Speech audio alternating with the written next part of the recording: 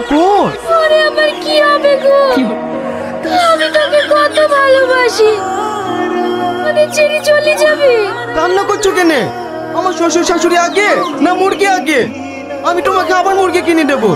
তোকে মুরগি জবাই করতে হবে না, আমরা মাংস খাবো না। খাবো না বললে হয়? ঠিক আছে, তোমাদেরকে মুরগি মাংস খেতে হবে না।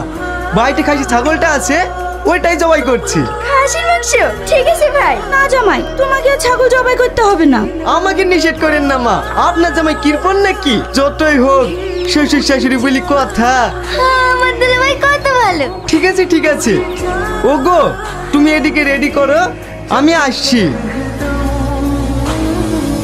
কি শফিক ভাই, ছাগল নিয়ে কোথায় যাইছো? বাড়িতে শালিরা এসছে, তো মাংস খাবো বললো, তাই ছাগলটা জবাই করতে নিয়ে যাচ্ছি। তাহলে ভালোই হলো, বাড়িতে ছোট একটা অনুষ্ঠান আছে, অল্প করে কিছু মাংস দিতে পারবা? না